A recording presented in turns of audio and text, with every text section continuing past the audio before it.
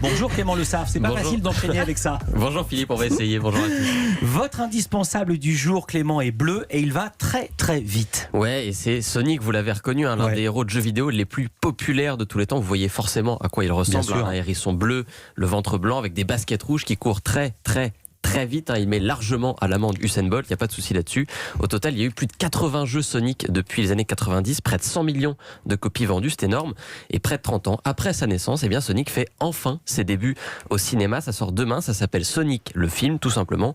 On y retrouve le hérisson bleu débarqué de sa planète sur la nôtre, la Terre, chassé par le diabolique Dr Robotnik, interprété par Jim Carrey, rien que ça. Wow. Moi, c'est Sonic. Pour sauver ma planète, je dois débarquer sur la vôtre. Attendez, je suis où là? On est en quelle année? C'est The Rock, le président?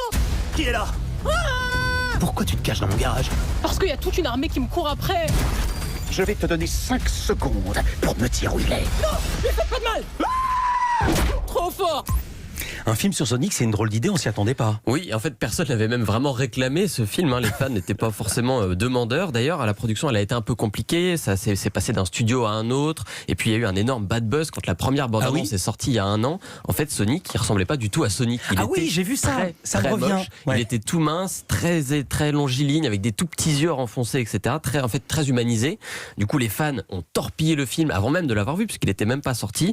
Ils ont obligé, en fait, entre guillemets, les studios à refaire tous les effets spéciaux du film pour que ça ressemble Normal. plus à Sonic, que ça s'adresse au bon public.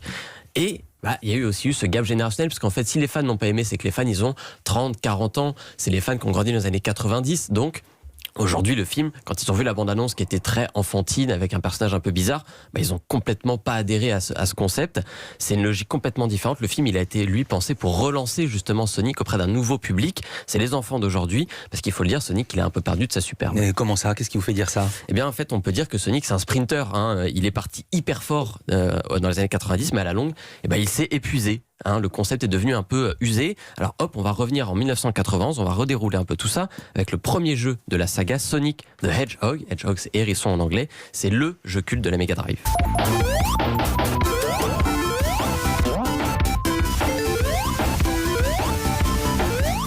Voilà, Mais ça, j'aime tellement ces sons, ça me rappelle mon fils qui joue, mais j'aime trop cette lofi. Exactement, on entend le bruit des pièces qu'il fallait ramasser, etc. C'était en 91, vous vous souvenez, c'était filmé de côté, c'était un peu comme Mario, il fallait avancer tout droit en courant, Ouais. dans un monde qui était très coloré, il fallait passer dans des loopings, ramasser les pièces, éviter les pièges, se rouler en boule pour taper les ennemis. C'était un jeu de plateforme vraiment dopé à l'adrénaline qui faisait passer Mario justement pour un grand-père un peu essoufflé.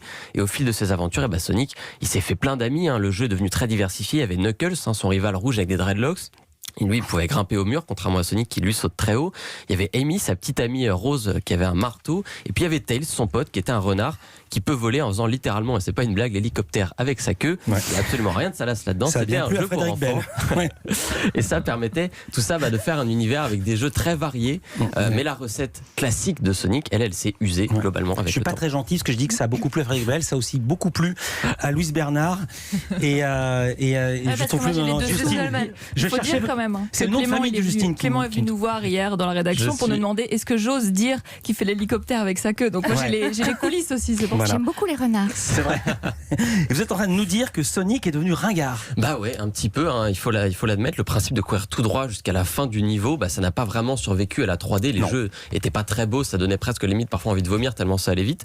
Donc Sonic, il a bien essayé de faire comme Mario, de se diversifier. En plus des jeux de plateforme classiques, il y a eu des tentatives de ce qu'on appelle des party games, c'est-à-dire des jeux avec plein de mini-jeux un peu fun. Il y a aussi des jeux façon flipper, façon Tetris, des jeux d'aventure en 2D, en 3D. Sonic a tout copié, y compris Mario Kart, avec ses propres jeux de course de voiture. D'ailleurs, le dernier jeu Sonic qui est sorti, c'est Team Sonic Racing. C'était il y a 2 ans, c'est sympa. C'est un peu comme un Mario Kart, mais avec les personnages de Sonic. Mais ça n'a rien à voir avec le fun que procure Mario Kart. Donc vous dites qu'il faut envoyer Sonic aux oubliettes du jeu vidéo. Il faut en tout cas admettre que Sonic n'a pas vraiment d'avenir en tant que personnage pour se renouveler, simplement. Ça devient du rétro gaming. Voilà, c'est les jeux à l'ancienne auxquels on prend du plaisir finalement à rejouer parce qu'ils nous évoquent la nostalgie.